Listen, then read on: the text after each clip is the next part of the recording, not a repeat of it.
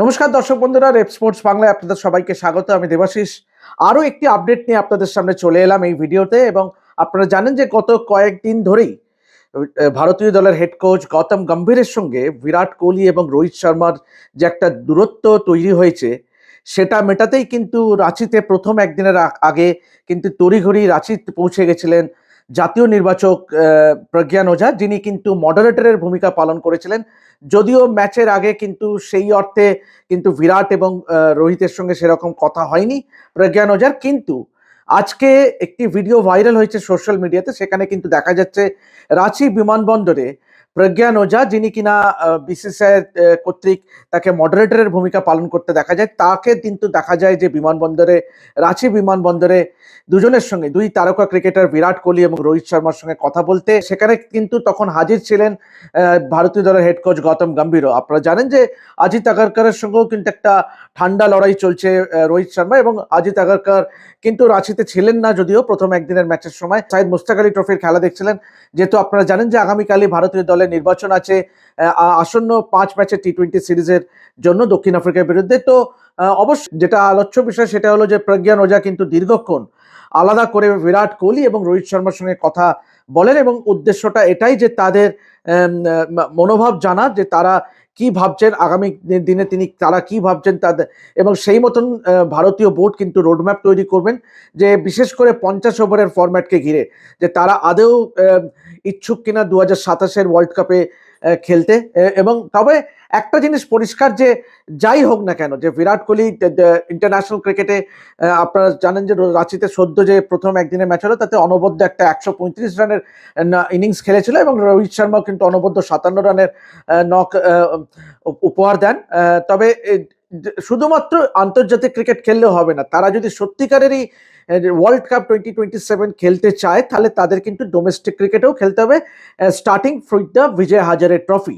এবং সেই মর্মেই কিন্তু যেটি সর্বশেষ যেটি আপডেট, যেটা সব থেকে বড় আপডেট এই মুহূর্তে, সেটা হলো Virat Kohli in all likelihood will be available to play in the Vijay Hazare Trophy matches for Delhi.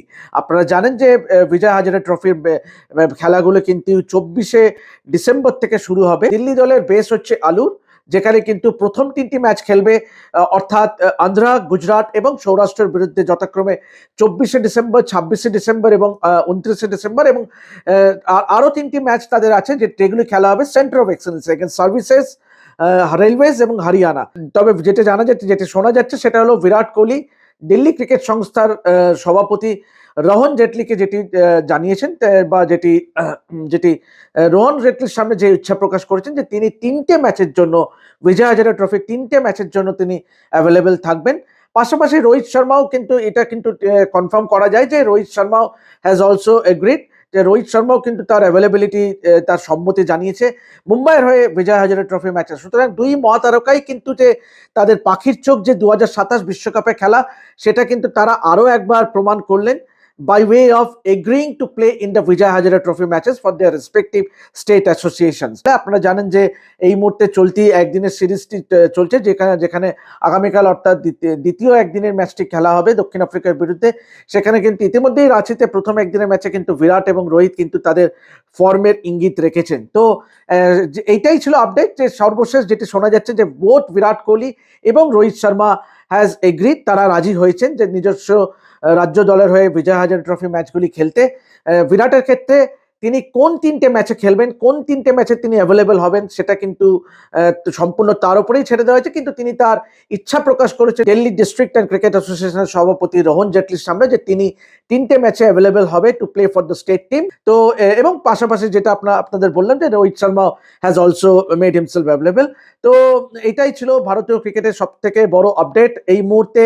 এবং অবশ্যই যেটা শুরুতেই যেটা বললাম, যে Pragyan Ojha acted as a moderator on behalf of BCCI, এই দুই নক্ষত্র সঙ্গে, এই দুই তারকা ক্রিকেটারের সঙ্গে কথা বলার ক্ষেত্রে। এবং অবশ্যই যদিও ভিডিওতে দেখা যাচ্ছে যে গৌতম গম্ভীর হাসছেন, রোহিত শর্মার সঙ্গে করমর্দনও করছেন, বা ভিডিওতে যেটা দেখা গেছে, যেটা জনসমক্ষে যেটা দেখা গেছে, কিন্তু ভেতরে দেখলে কিন্তু সে ততটা কিন্তু সুখকর পরিবেশ নয় এই মুহূর্তে ভারতীয় দলের ড্রেসিং রুমে। তো সুতরাং আশা করব যে আগামী দিনগুলোতে কেন এই সম্পর্ক যেটা যে এই একটা যে ঠান্ডা লড়াই চলছে গৌতম গম্ভীর এবং বিরাট এবং রোহিতের মধ্যে সেটা অনেকটাই ক্লিয়ার হবে। এই ছিল আপডেট। এভাবেই দেখতে থাকুন রেড স্পোর্টস বাংলা এবং যাবতীয় ক্রিকেটের আপডেট পেতে অবশ্যই চোখ রাখুন আমাদের চ্যানেলে। দেখতে থাকুন রেড স্পোর্টস বাংলা।